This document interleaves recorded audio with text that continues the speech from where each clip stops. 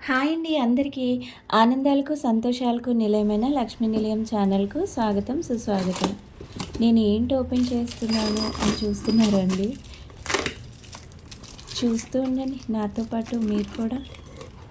ఏం లేదండి, ఇది కొత్త కుక్కర్ అనమాట, ప్రెస్టేజ్. ఏదైనా మనం కొత్త వస్తువులు కొనేటప్పుడు చాలా ఆనందపడిపోతూ ఉంటాం కదండీ! అలాగే చిన్నప్పుడు కొత్త పుస్తకాలను చూసి ఎంత సంతోషపడిపోయేవాళ్ళం. కానీ రాసేటప్పుడు కథే వేరుగా ఉండేది కదండీ! నాకెందుకో అది గుర్తొచ్చిందండి. కొత్త వస్తువుని చూడగానే సంతోషపడిపోయి అబ్బబ్బా! మెరిసిపోతుంది అని ఎలా అయితే ఇప్పుడు ఆనందపడేవాళ్ళమో, అలాగే చిన్నప్పుడు కూడా కొత్త పుస్తకాలు చూసుకుని, ఆ బుక్స్‌ని ఇలా తిప్పుతూ, వాటి స్మెల్ చూస్తూ చాలా అంటే చాలా సరదాగా వాటితో ఆడుకోవడం అలా చేస్తూ ఉండేవాళ్ళం కదండీ! పుస్తకాల్ని ఇలా ఇలా తిప్పుతూ. ఆ తర్వాత ఎప్పుడైతే రాసేద్దామా, ఎప్పుడు తొందరగా రాసేద్దామా, ఎప్పుడు త్వరగా దీని మీద పెన్‌తో రాసేద్దామని ఒక ఓంతో స్టార్ట్ చేసేవాళ్ళం కదండీ!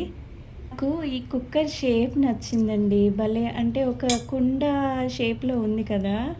అది నాకు చాలా నచ్చింది. అదే అప్పుడు ఎలా అయితే పుస్తకాలు ఓంతో స్టార్ట్ చేసేవాళ్ళమో, ఇప్పుడు నేనేంటంటే ఇలా స్వస్తిక్ రాసి ఫస్ట్ అంటే ఏ కొత్తది తెచ్చినా నాకు అలవాటు. నాకనే కాదు, చాలామందికి అలవాటుగా ఉండే ఉండొచ్చు. అయితే మొదటగా తెచ్చాం కదా అని చెప్పి ఫస్ట్ అయితే ఇందులో ప్రసాదం ప్రిపేర్ చేద్దాము అని చెప్పి ఈ కుక్కర్‌నైతే ఈరోజు ప్రసాదం కోసం, అమ్మవారి ప్రసాదం కోసం వాడతానని తీసాననమాట.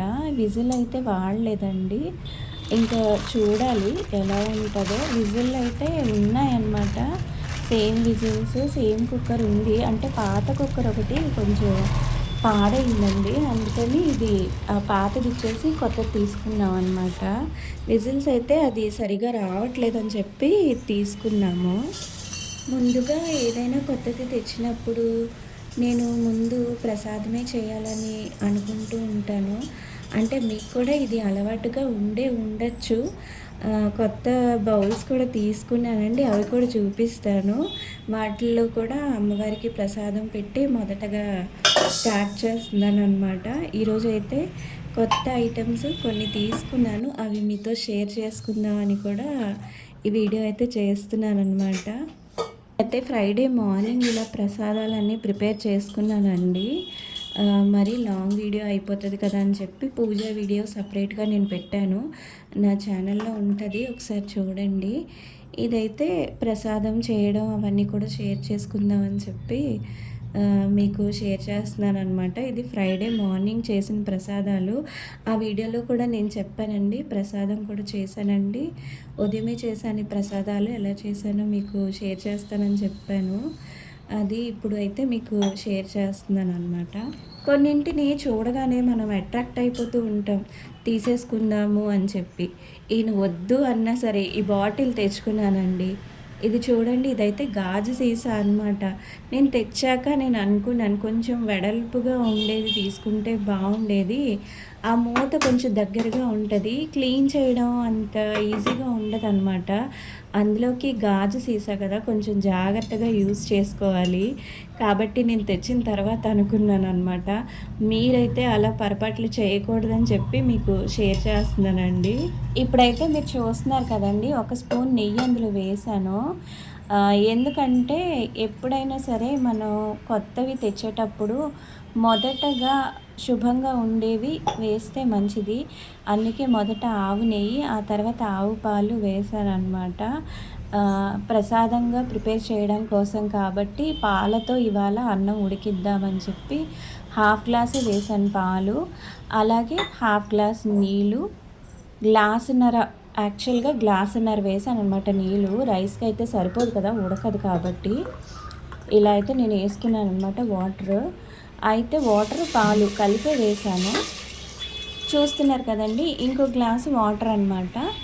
అయితే ఫస్ట్ ఒక గ్లాస్ ఏమో పాలు నీళ్ళు కలిపి ఒక గ్లాస్ వేసాను, ఇంకో గ్లాసు కంప్లీట్గా వాటర్ వేసాను. మొత్తం 2 గ్లాసులు వేసాను అనమాట. చూస్తే మీకు అర్థమవుతుంది కదా. పాలు బాగా మరిగిన తర్వాత ఇందులో రైస్ వేసేసి, మామూలుగా మనం కుక్కర్లో ఎలా అయితే రైస్ ఉడికిస్తామో అలాగే ఉడికించేసేసి పెట్టేసుకోవడమే. అంటే మామూలుగా మనం కుక్కర్లో రైస్ ఎలా కడతాం అలాగే రైస్ లాగే ఇది కడిగేసి ఈ రైస్ అందులో వేసాను. ఆ రైస్ కూడా ప్రసాదమేనండి. అంటే ప్రసాదం అంటే అమ్మవారికి దేవుళ్ళకి పూజల కింద పెడతాం కదా, పూజల్లో మనం పెడుతూ ఉంటాం కదండి, ఆ రైస్ అన్నమాట అది.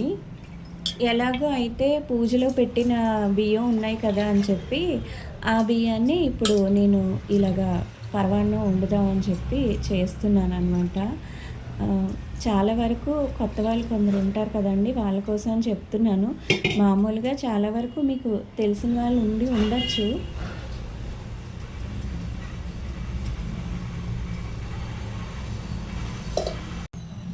అంతేకాకుండా మొదటగా వాడేది కాబట్టి ఒక్క హాఫ్ స్పూన్ వరకు షుగర్ వేసాను. షుగర్ వేసిన తర్వాత కలపాలండి. కొంచెం కలుపుకుంటే మంచిది.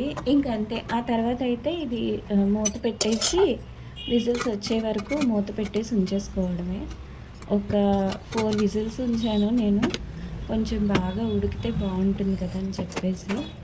ఏదైనా కొత్త కుక్కర్లు తెచ్చిన తర్వాత చాలా జాగ్రత్తగా వాడుకోవాలండి. ఒక ముఖ్యమైన విషయం ఏంటంటే, ఈ కుక్కర్ మూత అనేది నాకు చాలా టైట్ అయిపోయింది, పట్టలేదు.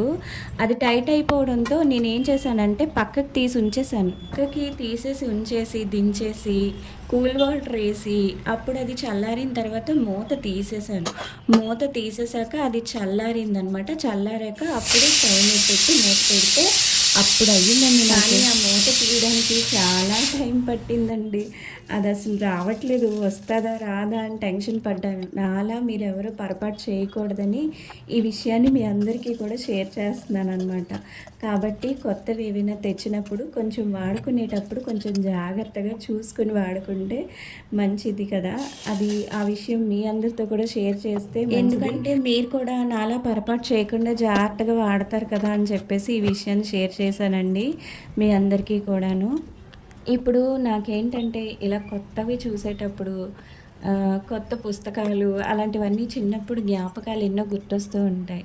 సో ఈ జ్ఞాపకాల గురించి కొన్ని విషయాలైతే మాట్లాడుకుందాము మరి.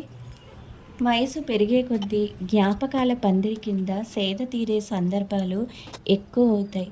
సంఘంలో తలెత్తుకు తిరిగేలా విద్యాబుద్ధులు నేర్పిన గురువులు జ్ఞప్తికి వచ్చినప్పుడు మనసు వినమ్రతతో నిండుతుంది. నేను యాలకులు మిరియాలు పౌడర్ వేశాను కదండి, ఇదేంటంటే ఇది ప్రోటీన్ పౌడర్ అండి. ఈ ప్రోటీన్ పౌడర్ నేను ఎప్పుడు చేసి ఉంచుకుంటానమాట. ఇప్పుడైతే లాస్ట్ అయిపోయింది, కొంచెమే ఉంది. సరే ఇందులో వేద్దామని చెప్పి వేస్తున్నాను. కానీ టేస్ట్ అయితే చాలా చాలా బాగుందండి. మీరు కూడా ఒకసారి ట్రై చేయండి.